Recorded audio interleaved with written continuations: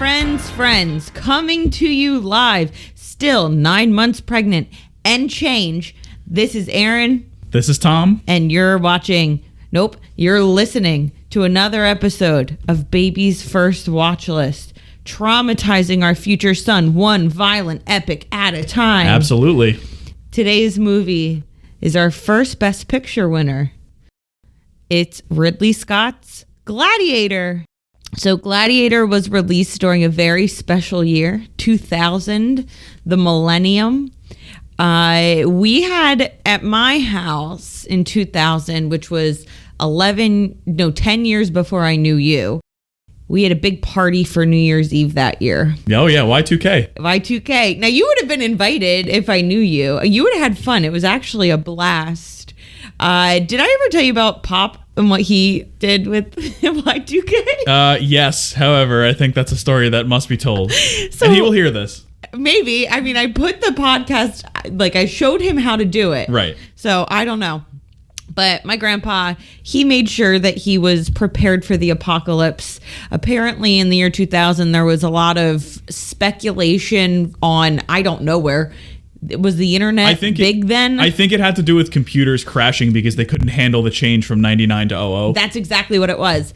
And he took it to the 10th bajillionth degree. Yeah, and everything was going to shut down and all that. He stocked up on those ready to eat meals. You know what I mean? Like those astronaut meals. The army meals. The MREs. Yes. And gallons of water. He had tons of rice. He still has some of the MREs, which are no longer good. They last apparently for 10 years. Sure. And he still has them. We actually have a home video of the countdown, the New Year's Eve countdown. That would have been really dark if it went how a lot of people thought it was going to. I know. And right before it cuts off, you've got the 10, 9, 8, all that. And when we get to 1, everybody cheers. We wait like a second. It's dead silence. And Pop goes, "Well, we made it." Oh, no. And then it just cuts off the video. So that's what I think of when I think of the year 2000. How about you, Tom? I don't know if I have a specific memory like that. I remember where I was. I was at my aunt's house. Okay. And things just sort of came and went, but there was no fervor leading up to it in that case. Yeah, it was wild by me. Yeah, that seems like it was. I mean, it fits. It definitely tracks. It tracks. So with this movie, starring Russell Crowe and Joaquin Phoenix, it made a serious splash when it was released in May 2000. It's based on a 1958 book called Those About to Die, which I think is a pretty cool name for a historical book. Yeah. It was well received critically. It got, pretty good reviews. Most people really liked it. And it killed it at the box office. It is a huge hit. It grossed over $450 million worldwide. Still not as big of a hit proportionally as Easy A was to its budget. Maybe not. But as far as money made, it was a juggernaut. It actually was the second highest grossing movie of 2000. What was the first one? Well, it beat Castaway. Castaway was number 3. And number 1...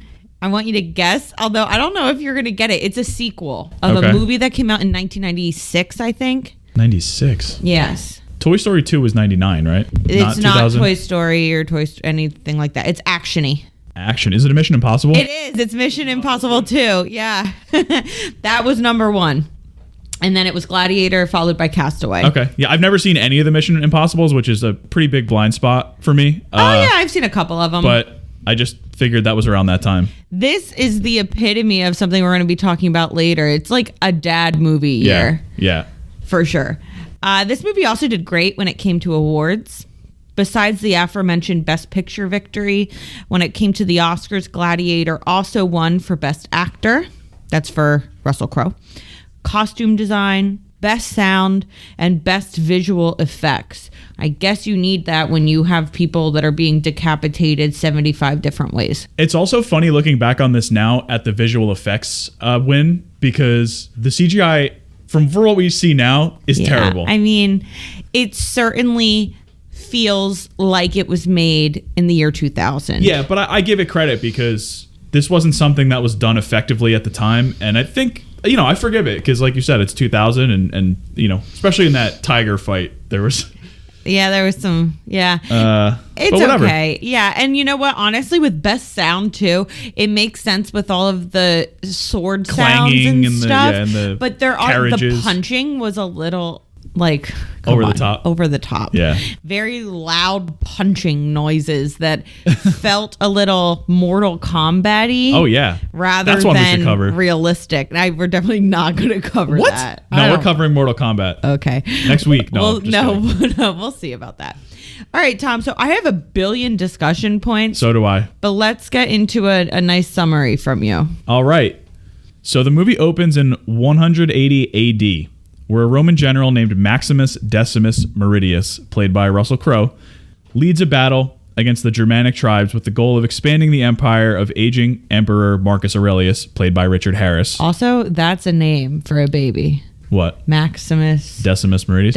Meridius. I guarantee you that there are children named Maximus. Maximus is actually kind of cute. Well, it's a great name for a turtle, isn't it? Yeah, pop star shout out. So Maximus intends to return home right after this battle, which, if you've ever seen any movie ever, means you know that's exactly what he is not going to be able to do. After the battle, which of course the Romans win, Marcus Aurelius tells Maximus that his son Commodus, played by Joaquin Phoenix, is unfit to rule Rome, and that Maximus should take over as emperor. Maximus declines, but even still, when Commodus hears this, he takes matters into his own hands and murders Marcus. So Commodus does become the emperor. He expresses an immediate plan to disband the Roman Senate, and he has Maximus arrested. A real nice guy. He also takes the extra step of burning and crucifying Maximus's wife and son. Maximus buries them and is taken captive by slavers led by gladiator trainer Proximo, played by Oliver Reed.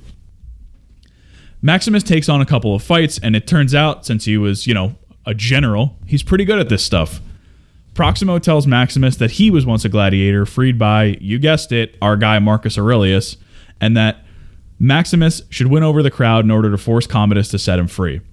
Commodus sets up a series of fights in the Colosseum to commemorate the death of his father, and a masked Maximus joins a battle reenactment as a barbarian who was really supposed to lose. Instead, his barbarian side defeats the Roman side in a change of history. So Commodus enters the Colosseum to congratulate him, and he orders Maximus to remove his helmet and tell him his name. Maximus obliges. He shows him his face. Commodus turns even whiter than normal. Maximus declares vengeance, and the crowd reaction is actually on his side, so Commodus allows him to live. Maximus's next fight, though, is against a legendary undefeated gladiator named Tigris, who Commodus coaxed out of retirement, presumably with a huge payday. Fitting for the gladiator's name, Commodus arranges for tigers to be led upon Maximus throughout the fight, but he nevertheless wins, because it's his movie. Though Commodus orders Maximus to kill Tigris, Maximus spares him, thus being dubbed Maximus the Merciful by the raucous crowd. After finding out that his men still support him, Maximus meets with Commodus' sister Lucilla, played by Connie Nielsen, and one of the senators, who agree to allow for Maximus to escape and return with his forces to crush Commodus and retake Rome for the Senate. But Commodus finds out when Lucilla's son, Lucius, accidentally spills the beans. Commodus then has Proximo and many of Maximus' friends killed, and Maximus himself is captured. Commodus challenges Maximus to a duel in the Colosseum, which, there's got to be some shady stuff going on here, because he visits him prior to the event and he stabs him, but you can't see it because it's underneath his armor. In the Colosseum, surrounded by Commodus' Praetorian Guard, and stumbling and short of breath, Maximus somehow disarms Commodus. Commodus pleads with his guard for a new sword, but they all decline. Don't worry, though, he's got a hidden knife, because of course he does. When Commodus goes to stab Maximus, he's overpowered. Maximus turns the knife onto Commodus, stabbing him in the throat and killing him. After the battle, Maximus asks for the Senate to act for the people, his gladiator friends to be freed, and for the senator that helped him to be reinstated. He then goes into hallucination mode, seeing his wife and son, and he dies. His allies proclaim him a soldier of Rome at the order of Lucilla, and they carry his body out of the Colosseum, leaving Commodus' lonely corpse behind. Good job. The only thing you missed was the weird storyline with the sister. Yeah, there was some stuff. I didn't hit everything. This is just the main story. Yeah. And his friends, like the guy with the little statuettes. Yes. When he buries the statuettes. Yes. but excellent job. And it's really, I'm trying to move this along here. I think it was great. The thing is, too, I feel like sometimes historical epics can get a little confusing. Yeah. And this movie's not confusing. It's really not. It's pretty good. Yeah, I mean, it's a pretty classic revenge story. You know, good guy wants to do something. Good guy doesn't get to do something because bad guy kills that something. And then, you know, the good guy goes on a rampage, essentially. Exactly. So my first discussion point is that I have a memory, and I don't know if it's true, on the first time I saw this movie. Okay. And really, I think it's the only time I saw this movie. But now I'm wondering, is this just a memory that was fake and I've just believed it all these years? Because after seeing it this time, there's no way that this is actually possible. Okay. I could have sworn that I watched this in 5th grade in school, and that they had to send home permission slips so that we could watch Gladiator in 5th grade. I don't think that happened. I swear to you, that is how I saw this movie. Are you 9 in 5th grade? Like 10? Yeah, that would be the following year. I swear I saw it in 5th There's no grade, way. and there was a permission slip. But when we watched it, If your 5th grade teacher's listening to this, please get in contact with us and let us know if you sent home a permission slip. I'm like shocked because I watched it now. And there's so much blood in this movie. In the first like 10 minutes, there's a huge like head that's just thrown. Yeah. Well, there's decapitations. There's that one woman who gets in one of the battles that gets cut in half. Yeah. Like torso is gone. Legs are just there. There's people that are like burned to death. Yes. Child gets crucified. I just don't know how that's a memory. But it's for weird me. because I don't think this movie has that violent of a reputation like Braveheart does, or like some of those other movies do. Yeah, no, it doesn't. It's pretty violent. It's funny because I'm so desensitized to that at this point. Yeah, I mean, that I was just like, yeah, well, there's another decapitation. Yeah, of course. But yeah, I don't know. I mean, since this time, there's been so many things that have taken it up a notch. Like, this is a Game of Thrones episode. Like, oh, easily. You know? This is a kind of a low key Game of Thrones episode. Yeah. So I don't know if that's true, but I definitely have seen this movie once as a young kind of movie watcher. Oh, yeah. Okay. How about you? When did you watch this? I have seen this movie probably a dozen times. On TV or just you put it on? No, we had the DVD. This was a classic. This is a DVD. Yeah. My dad and I would watch this all the time. This was one of those movies. That's cute. Yeah. Yeah, so I mean, I haven't seen it since I was a little kid, so it was cool to be able to watch it not just as an adult, but as a kind of discerning film watcher, because I found that it doesn't quite hold up for me as much as I thought it would.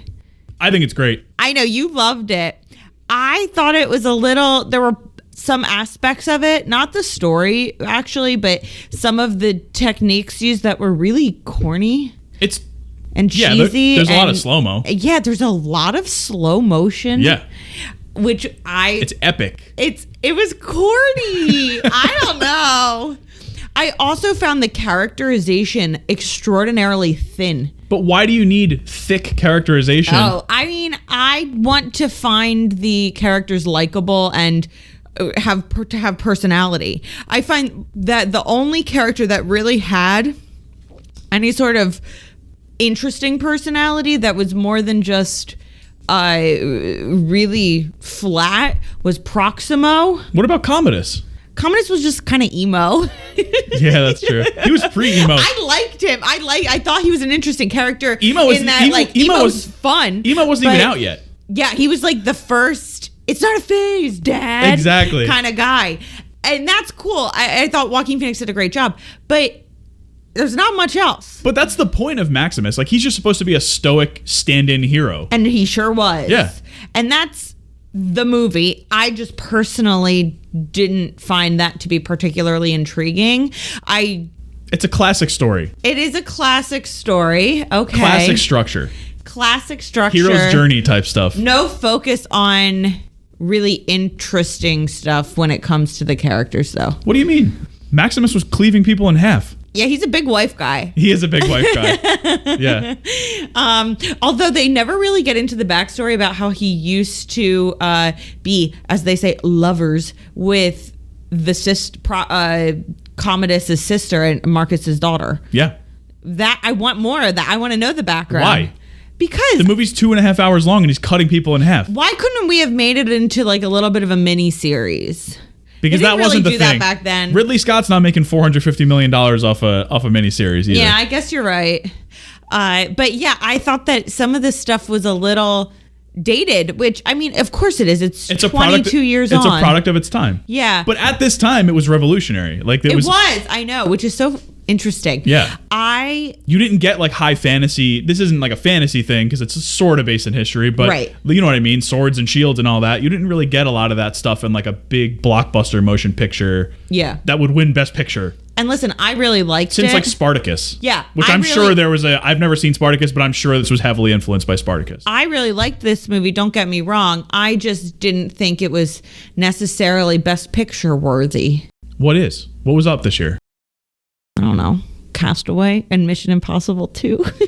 I would put this movie over Castaway. I've never seen Mission Impossible 2. Castaway is so good though. It is good. It's good. You like Gladiator more? Castaway's a little bloated for me. Oh, but Gladiator. I will say though, Gladiator, at this point, you dear listeners know that I don't like long movies. Yeah. This did not feel like it was 2.5 hours. Right. It actually felt like a solid 2-hour long movie, which I'm good with. Yeah. So I will give it that. It was, I think, 155 minutes, so about 2.5 hours. Yeah. A little bit longer. Huh? A little bit longer. I said about. Yeah. So I will give it that. I do think that it's paced really, really well. Yeah. So there's that. Another thing that I had I didn't necessarily take issue with it because I liked the actors in the movie. The casting, if they're trying to be slightly historically accurate, which it seems like they were trying to be slightly historically accurate, was so off. Yeah. Literally, they only needed to get 2 people's ages right. Yeah. And they got both wrong. Yeah.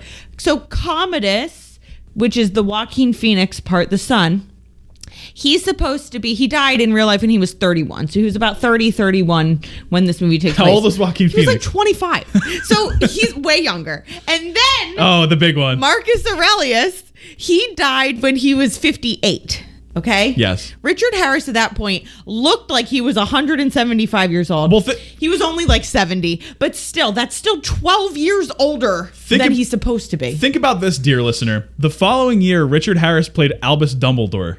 And then he died. And then he died in real life. Yeah. 2 years later. He played him in the first 2 movies. But the guy was the same age playing a person who died at 58 and also Albus Dumbledore. Who was supposed to be like 800 years old. Yeah, who's been alive since the beginning of time.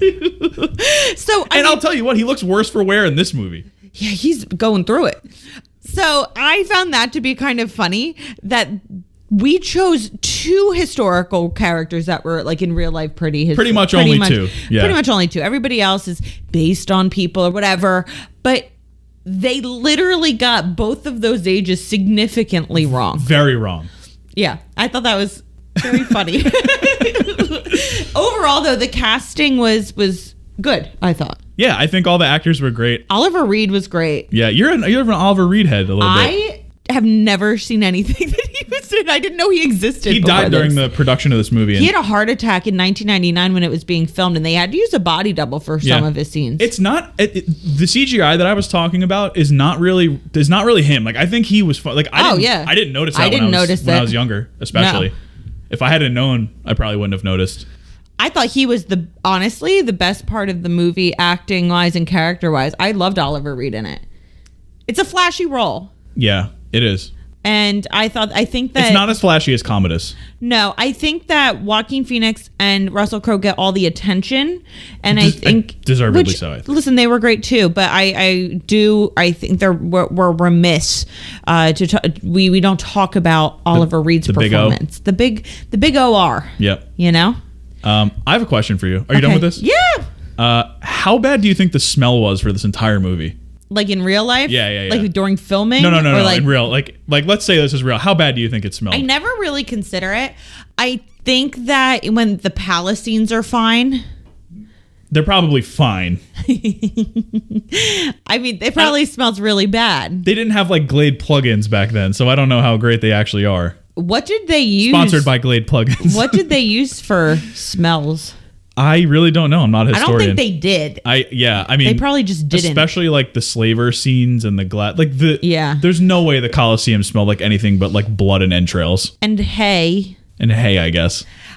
Was there hay in it? Sure. There's a lot of sand, which is maybe that's why the sand covers. Maybe that's why this movie didn't hit with you as much. Maybe because there's sand. And Russell Crowe, it's a whole thing on how he always touches the sand before he fights. Yeah. And have we talked about this before? I don't know. The 3 things you hate about movies? I hate there's 3 settings that I really dislike.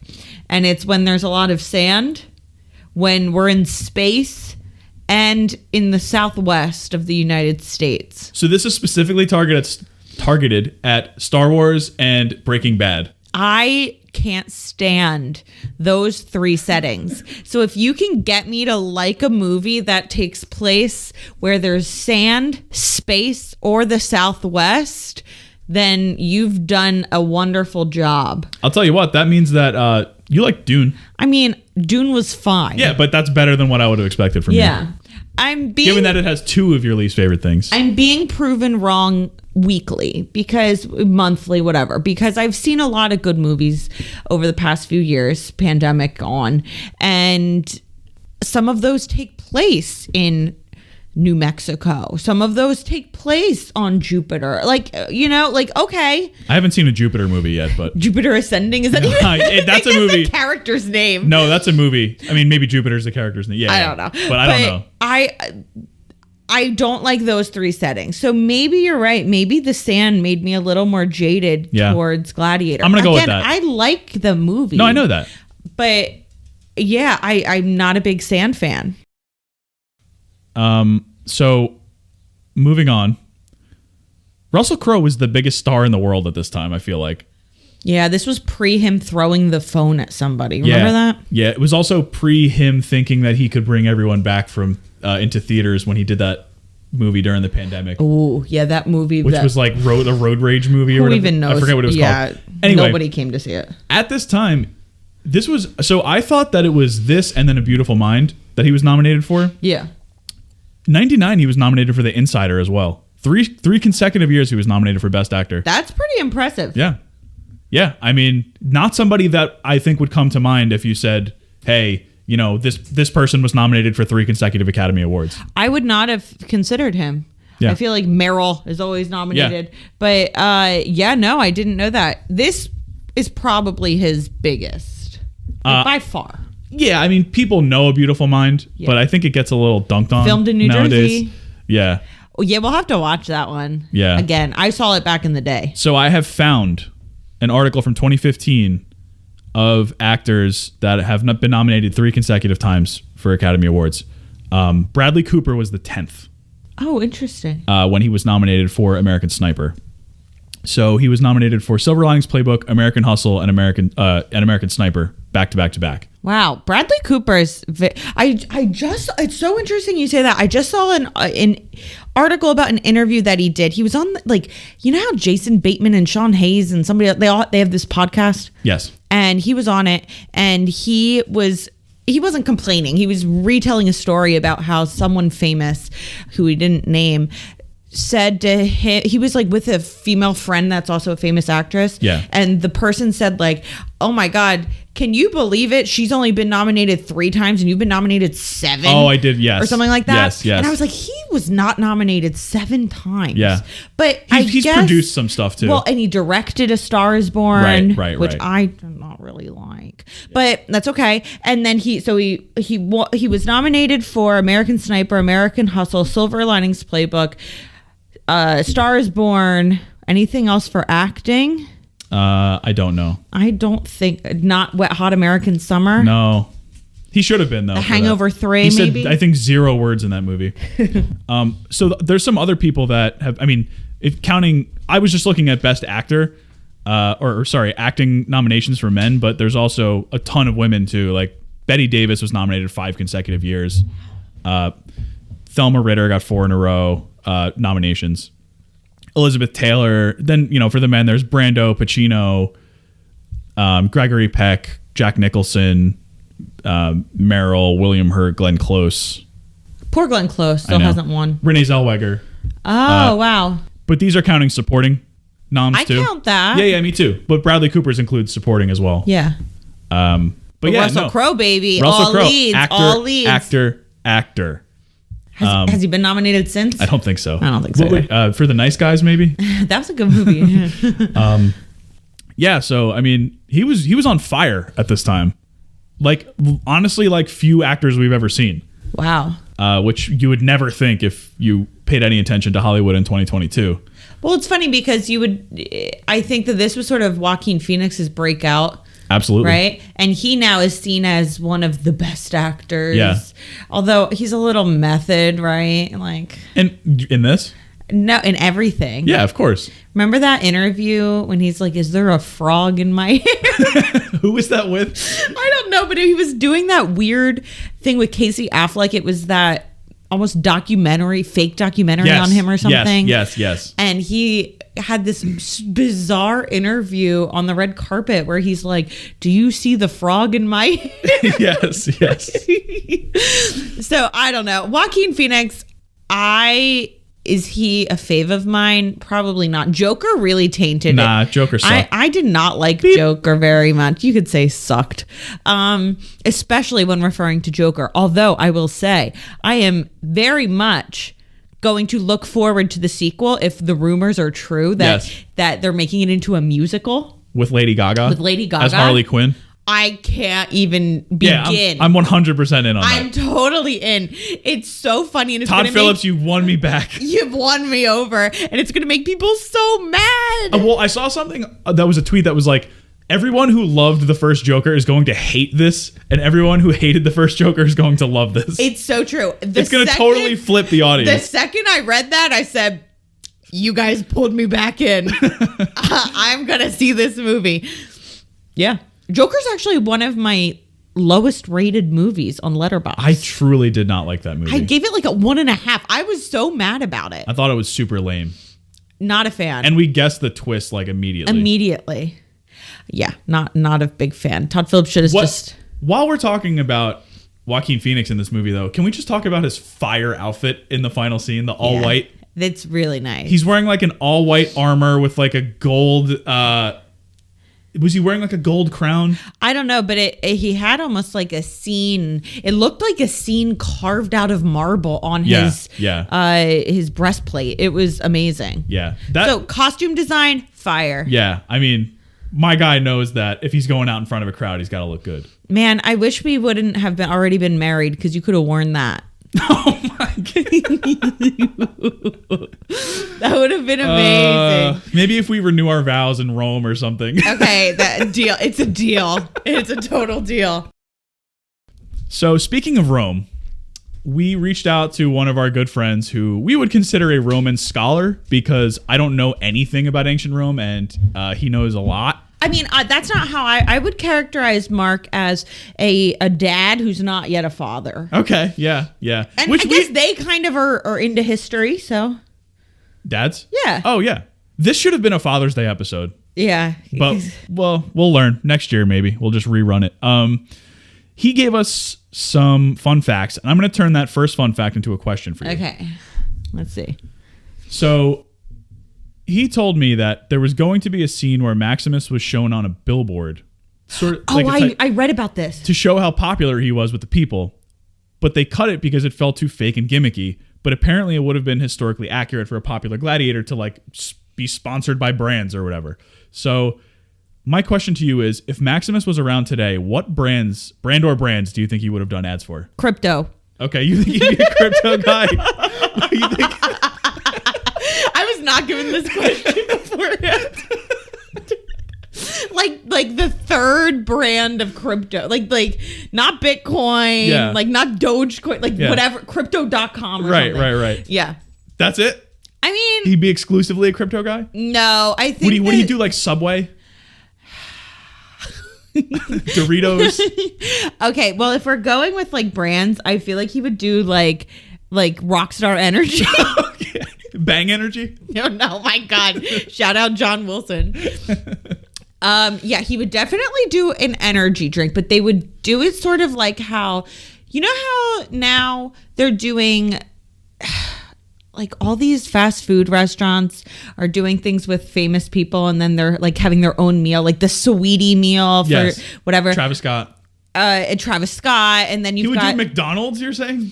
I don't think it would be McDonald's. Maximus? Come on. Or the Big Maximus? The Big Maximus. Come on. That sounds amazing. And then Commodus would be so sad and he would get like Jack in the Box. Yeah. You know? He'd be like, I'm boycotting. Yeah, exactly. So maybe one of those. I like that question. Commodus would go do like a Daily Wire movie. Oh, no.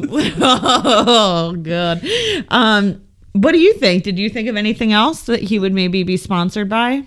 Maybe it's you just left it up to me. Yeah. Well, maybe just because I've seen similar commercials before, tell me you couldn't see him doing a Capital One commercial. Oh, definitely. What's in your wallet? Exactly. I also think he would definitely be doing a special Mountain Dew flavor. Yeah. Yes. Like a blood flavor or like... Ooh, that's fun. Blood red instead of Code Red? Yeah. Yeah. Maximus Mountain Dew Blood Red. Yeah, maybe with a little bit of a taste of like steel in there somewhere. Yeah, I think that would be fun. He also would have his own sword company, like his own sword come out, just like, you know, instead of your own brand of sneakers. Yeah, he would have his own sword. So you said he would be a crypto guy. Would he be an NFT guy? I don't even know what like that. Oh, that's like the fake like thing that the Bored Ape thing or whatever that Seth Green got stolen. I would say no because I couldn't even formulate what that is. Okay, I think if he learned what an NFT was, he would explode. I think that if he saw running water, he would explode. If he saw McDonald's, he would explode. He would explode. Yeah. So I don't know, but I think definitely he would have his own meal. He would definitely sponsor an energy drink. He would have his own sword brand. And, you know, that's great. I think he needs to expand his investment portfolio. Yeah, absolutely. So I love that. He could buy his way out of slavery. I mean, hopefully. Yeah. That'd be great. Or just maybe not have slaves. That would be great. That would be great too. Yeah. So fun fact number 2 is that Commodus was also trash in real life. He used to dress up as Hercules and play soldier in the Colosseum, which reminds me of how like Vladimir Putin will play hockey and like they all have score to let like him, 10 goals. They all have to let him score or else he's gonna like kill them. If he was not evil, it would be iconic. Right. Apparently he did this one time at Commodus, not Putin, and he threatened senators who were sitting nearby to intimidate them, but they were chewing so hard on their olive leaves. How relatable is that? Trying not to laugh because it was pathetic. And this is a direct quote from Mark. He said, "It was considered embarrassing and disgraceful that an emperor was running around like a gladiator.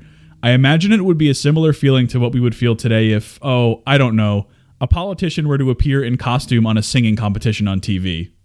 I love that so much. Me too. It's very full circle to our first episode. Absolutely. With the Sarah Palin Baby Got Back spectacle. Yep. That actually very much reminds me of a very early episode of The Masked Singer, which I watched it for about 2 seasons. We tried it. It's very camp. It's the camp factor was there for me, and then it just got too corporate. Yeah, we were worried about the show on Fox getting too corporate. I know. But at first I was like, see, I'm in. This is hilarious. Whatever.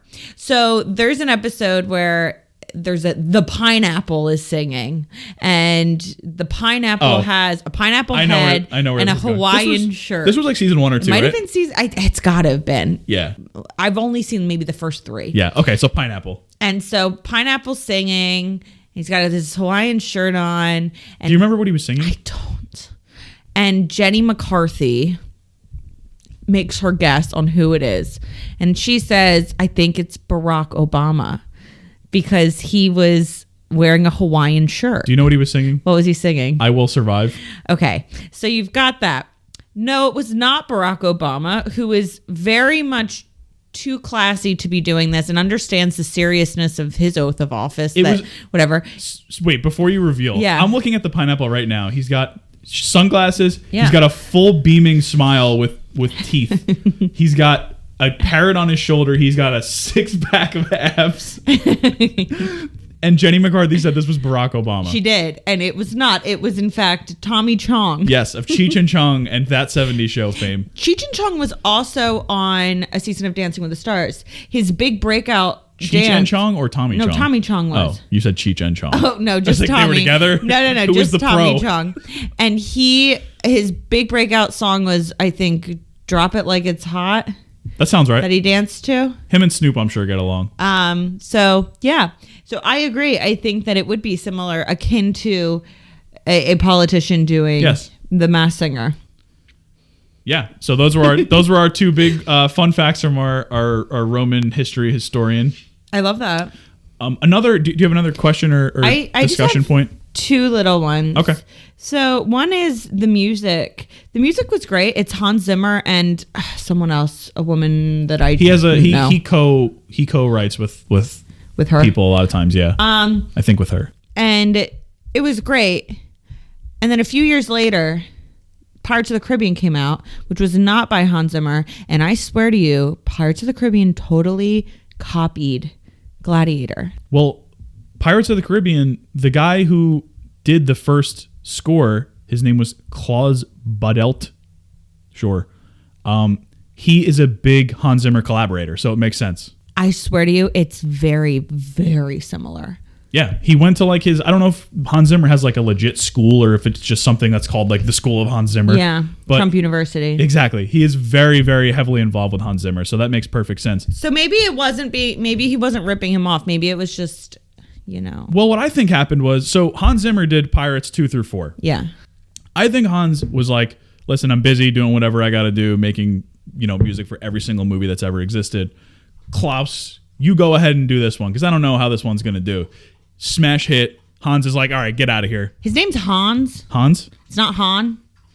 Zimmer? Yeah. It's Hans with an S. I always get it confused with Han Solo. He's not Han Solo, though I would pay to see that casting. All right.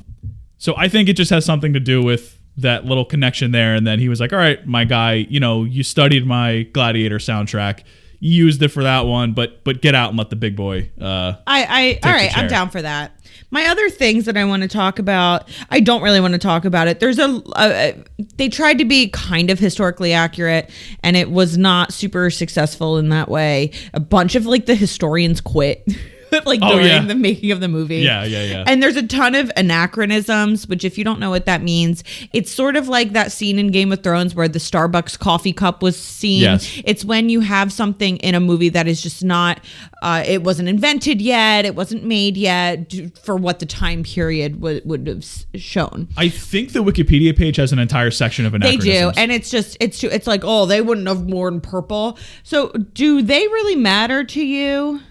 It depends. In this movie. No, not even a Me little bit. either. I don't care. Not even a little bit. Also, the fact that all the people are just speaking in British accents. Oh my God, how weird is that? But then his wife and son they were speaking another language. Yeah. But Russell Crowe's just in his regular Australian accent. Yeah. I don't understand. Yeah. None of it matters to me whatsoever. Okay. And then my last little point in question here. I saw on the Wikipedia page, shout out Wikipedia, donate $1. Because I didn't. Yeah.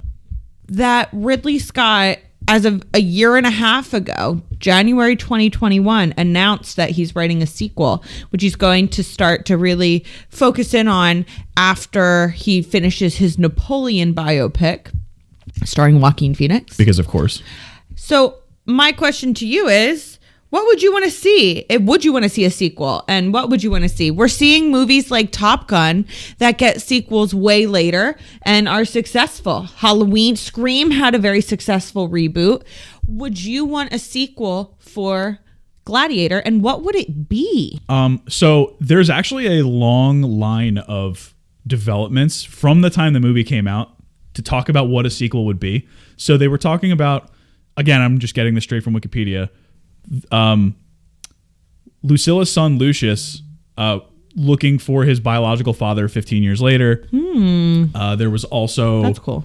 A crazy movie that I would have freaking loved.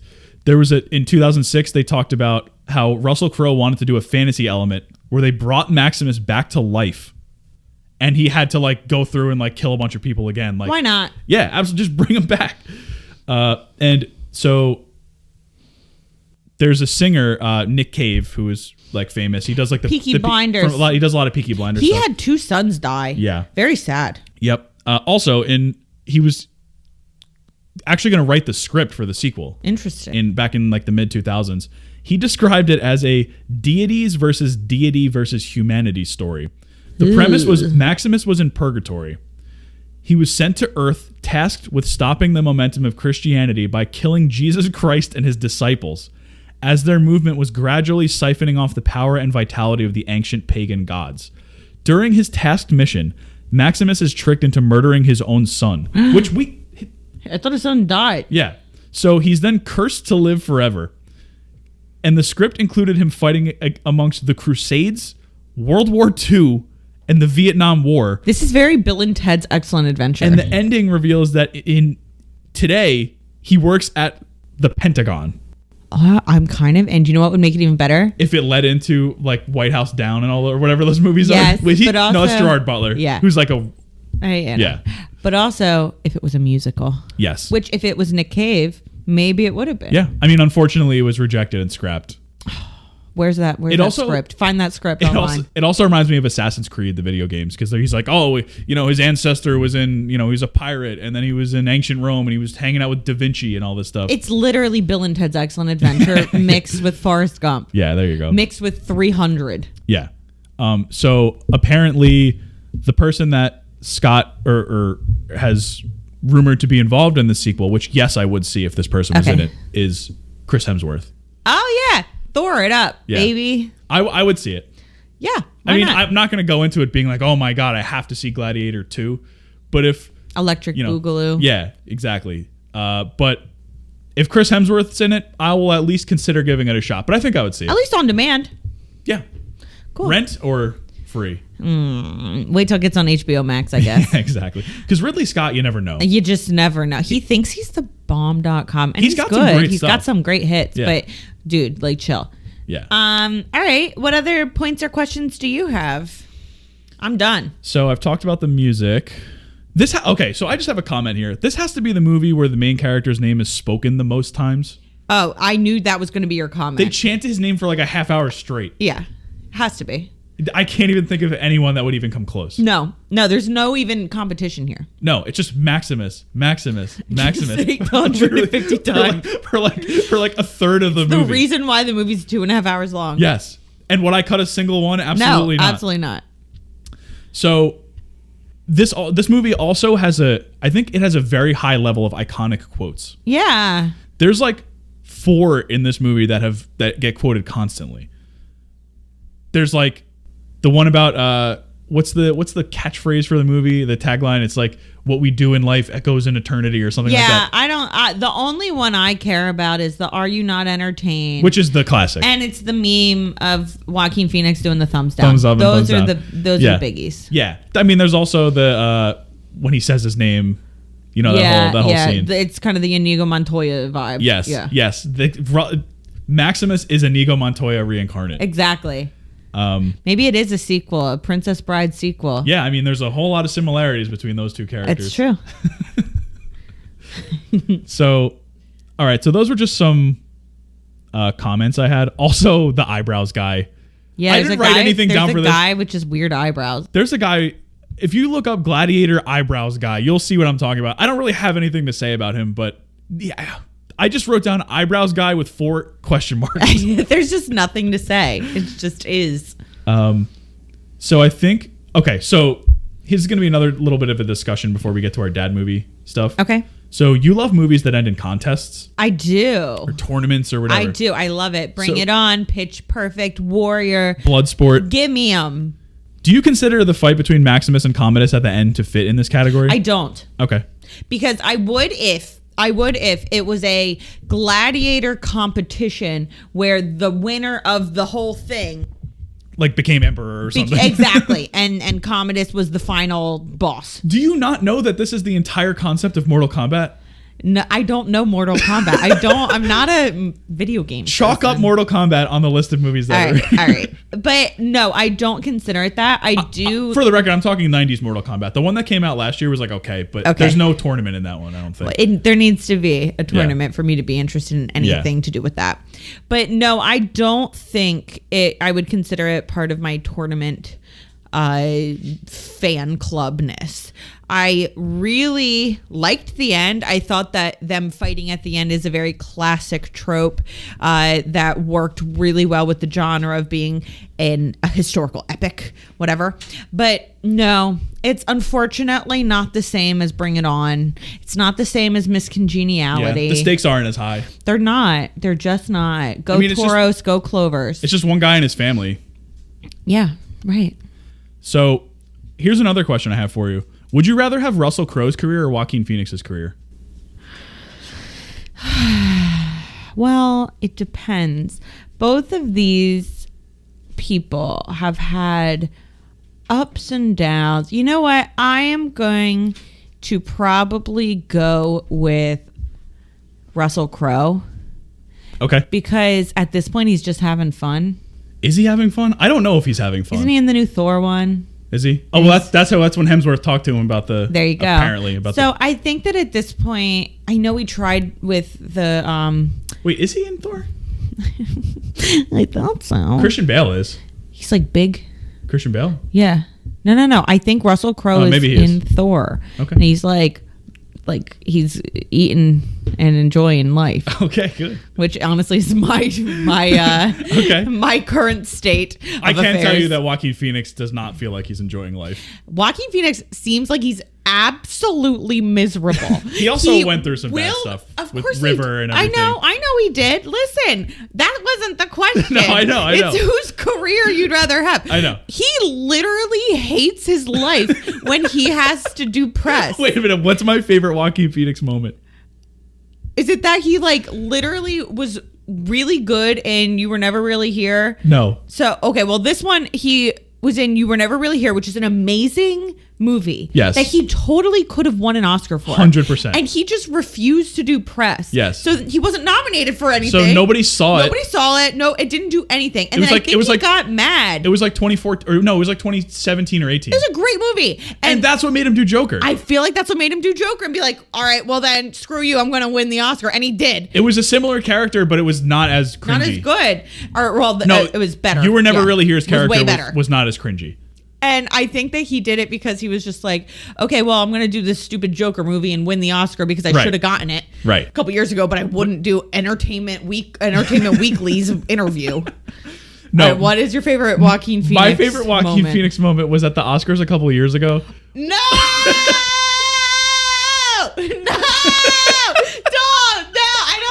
It literally hurts my soul. I swear to you, every year at the Oscars, they somehow make it worse and worse and worse. I have a cringe-tastic, I can't even. Okay, so he presented last. Yes. And they made it, so it was Soderbergh, right? He was the one Soderbergh was doing the Oscars that year. He was doing the Oscars that year. And Soderbergh thought, you know what's going to be the best idea in the world, even though I don't know the results of any of these awards, is to make Best Actor last, because we think that Chadwick Boseman, R.I.P., who passed away a couple of months prior, would win. And it's going to be this beautiful moment. His widow's here. It's going to be amazing. We've got Joaquin Phoenix on the stage. Joaquin Phoenix is going to be there, whatever. And Joaquin Phoenix goes to present the award at 11:06 p.m. when the broadcast should have already ended. And Anthony Hopkins won. Yeah, who wasn't even there. And Joaquin's like, okay, I'll just keep it, thanks. and it ended. And it just cut. Oh. It was a photo of Anthony Hopkins on the screen. He wasn't. Not only was he not there, but they couldn't zoom him in because he was asleep. Because he's 90 years old, and it was 4 a.m. Now that being said, he did deserve the Oscar. Oh yeah, okay. No disrespect to Chadwick Boseman. He's great. We love Chadwick Boseman too, but Anthony Hopkins in The Father is one of my favorites of all time. But Joaquin Phoenix was just like, oh, well, that sucks. Yeah, he woke up in the morning, I guess, and put up a video on Instagram, and he was like, oh, thank you very much. Oh. Joaquin Phoenix had like the most like agonizing time of his life standing on stage and people just in shock. Listen, I would argue that Chris Rock had a more agonizing time up on that stage the next year. Yeah, that's true. Yeah. That's true. But, whatever. Yeah. Yeah, that was the fact that it was bad. Joaquin made it so funny. It was so funny because he kind of didn't even care. Yeah. Yeah. So he just didn't know what to do. So after that, definitely Russell Crowe is my answer. Yes. Russell Crowe, I think, has had some issues. I mean, I know he's had some issues, so we're just gonna go with his career. Yeah. What else do I have here? The food. There was a decent amount of food, but it wasn't like good. Yeah, blah. There was one scene where he got a bowl from when he was with the slaves, and it was like stew or whatever. It was like after Commodus knew who he was. And they all pretended like it was poisoned. Yeah, and they funny. all like laughed at him. Yeah, that's cute. So there's not a whole lot of food in this movie, but there was some. I'm sure there was a scene where like Joaquin was like eating grapes or something. Mrs. Nesbitt. Oh, right. Mrs. Nesbitt Award. I mean, it has to be for the identity crisis. I don't know. Is it Joaquin Phoenix? It has to be. Yeah. Yeah. Because he's just. The whole thing is like he wants to be loved, but he's like a piece of garbage. So it's like. Yeah. He's like, Daddy. Yeah. But also, I'm going to kill you. Yeah. That scene, he was good in that scene. Listen, I think it was great. He was the performance is great. He's just literally emo. He's listening to Hawthorne Heights when he gets back to his palace.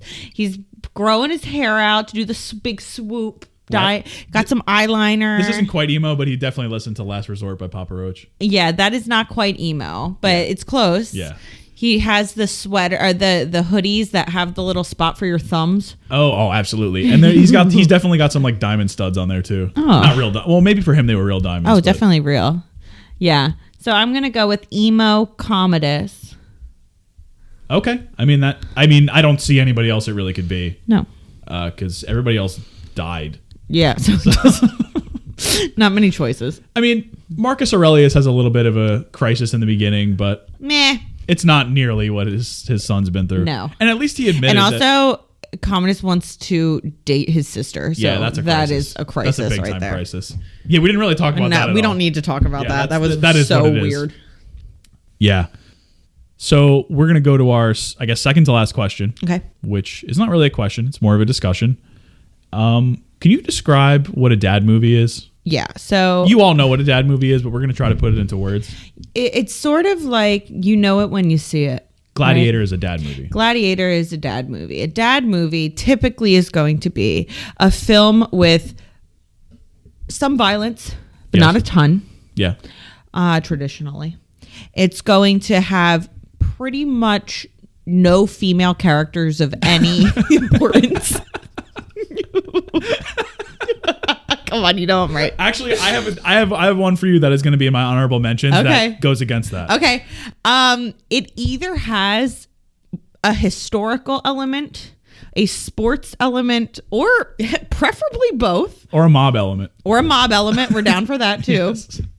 Which is historical, I guess. And there is usually going to be a lack of sex so that this dad can show the movie to their children without, being like, oh, that's not always the case. And so it can be aired on like USA 100%. Without any major edits. Yes. Other than language. Well, that is key. It needs to be shown either on USA, TNT, FX, one of those fairly often. I wouldn't say constantly, but as close to constantly as there can be. It cannot take many risks. Right. As far as you don't have auteurs directing it, making it kind of weird. Yeah.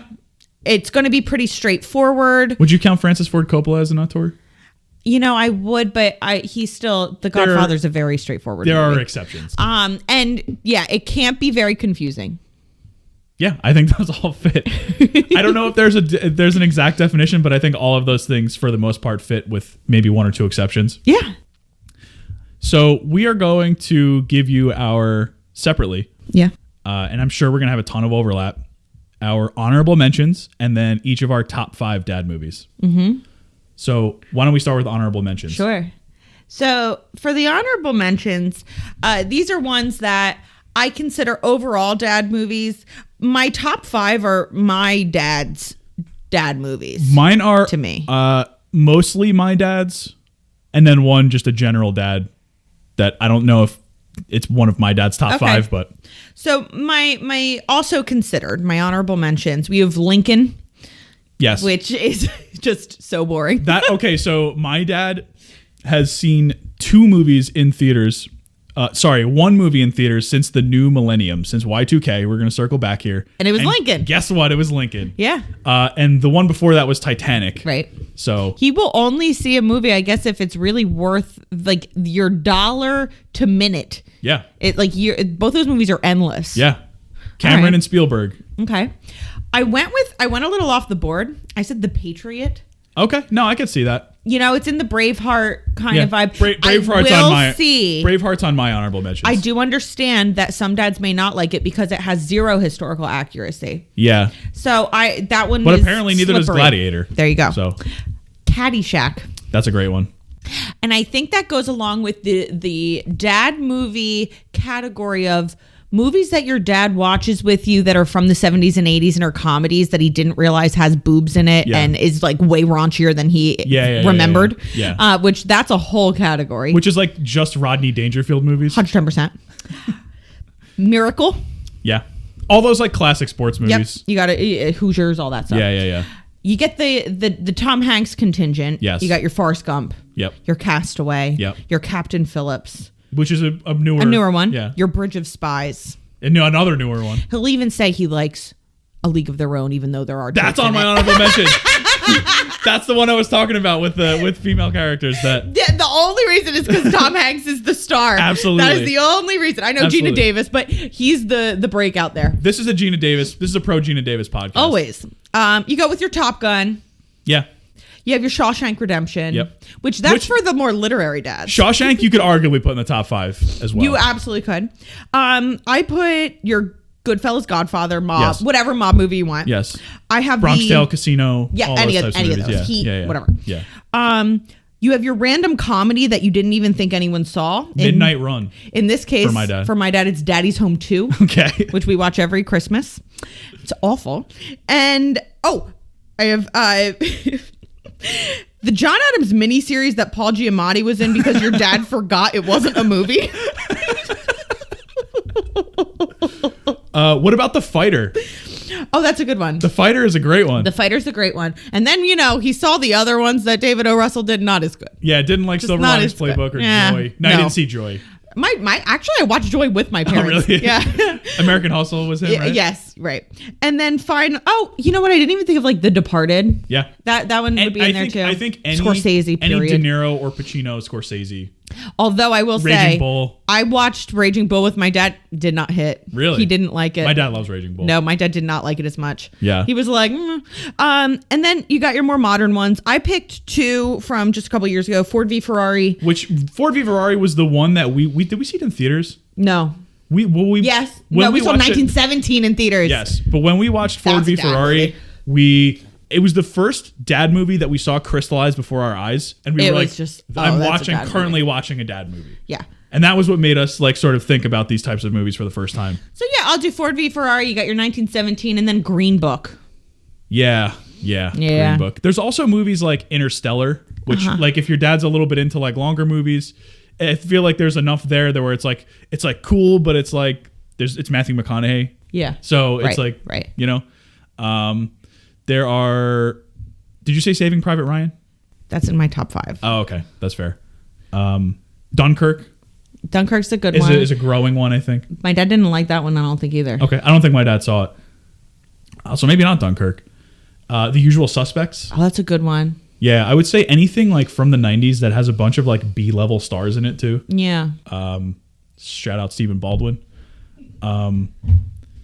So, I mean, it depends if your dad's seen these types of movies, but also like we were talking about Warrior earlier with Tom Hardy and Joel Edgerton and Nick Nolte. Great movie. The Wrestler. Yeah, great movie. Like these are like sort of modern era dad movies. Yeah.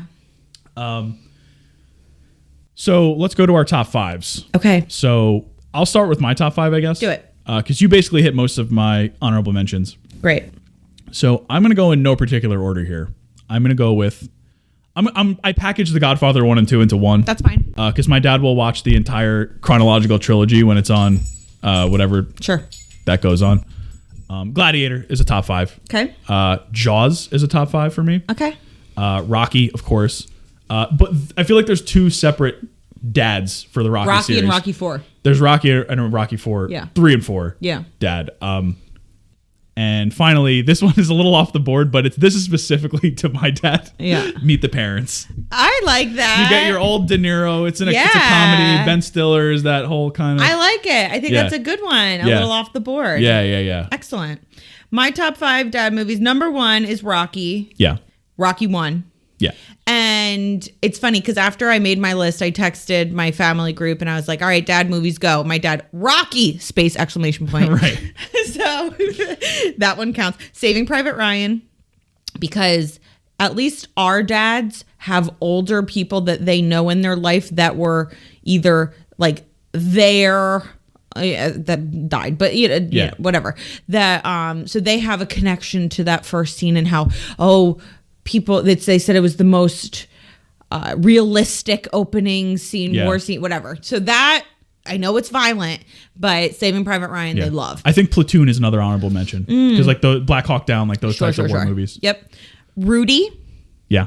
You got to go with Rudy. Yeah. You got your Notre Dame. Yeah. You got your underdog story. Very, very big dad. Notre Dame is a big dad school. It's a big dad school.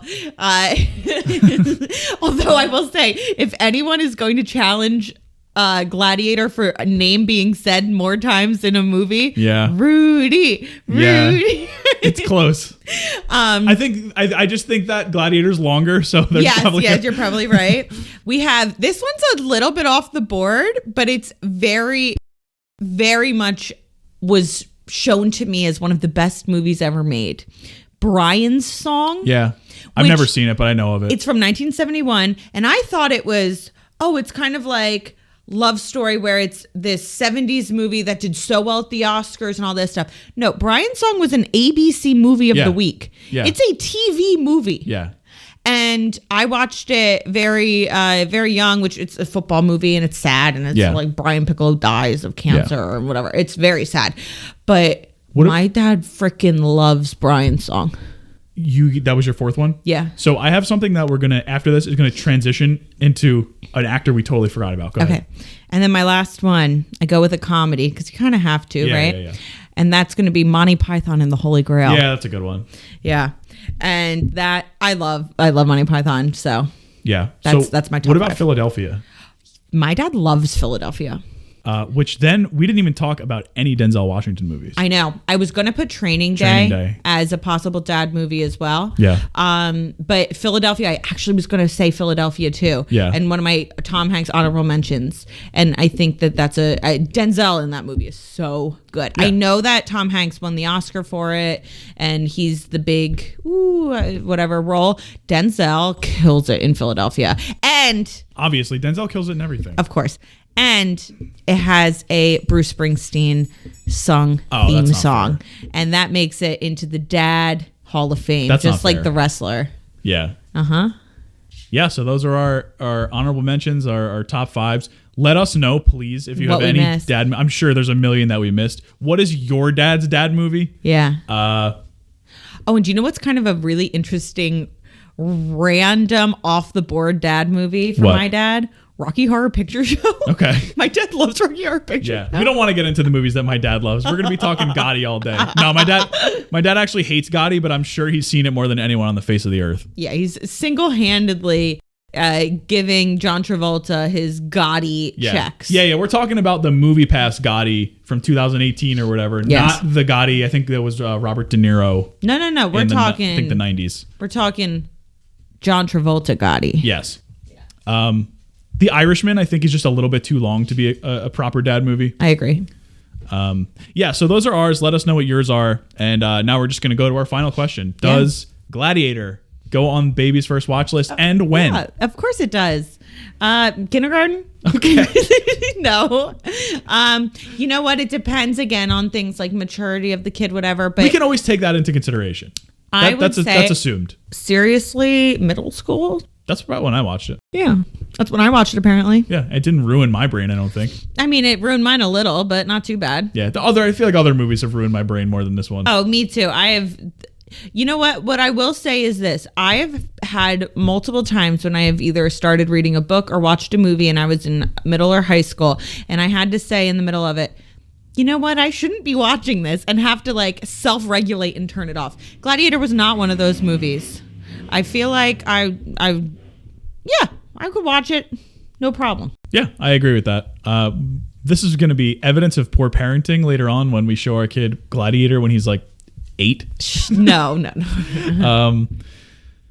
But yeah, so I think that's all I have. Great. That's it for you? That's a great episode. It was really fun. Yeah, it was very fun. Hope you guys think so. So our next movie is again going to be a bit of a vibe switch from this one. I love this movie. It's going to be 2002's My Big Fat Greek Wedding. Yeah. And starting now, I'm going to try to let you guys know where everything is streaming in the description. So I'm going to tell you here, it's currently available on HBO Max. Yeah, you had to rent Gladiator. Yeah, Gladiator was a rent, but whatever. You've seen it, probably. My Big Fat Greek Wedding, you've got presumably a week to watch it. It's 94 minutes. It's so cute. You could do it. Put it on after work. Just watch My Big Fat Greek Wedding. There's so many quotables. Yeah, because I'm sure this feels like a movie that everyone's seen, but it's probably not for a while. Yeah. I feel like it didn't really. I mean, there's a new one coming out, right? Yeah, there was the original. Then they tried to make it into a TV show. That failed. Right. Then they tried to do a sequel. That did not do well. Now they're making a third one, and I think the magic's going to be back, despite the fact that we lost the beloved father figure. Yeah. A few years ago. Yeah, so that's going to be the next one, and watch My Big Fat Greek Wedding. Hope you enjoyed Gladiator, and that's pretty much it, right? Yeah. All right, I'll see you later. All right, bye, babes.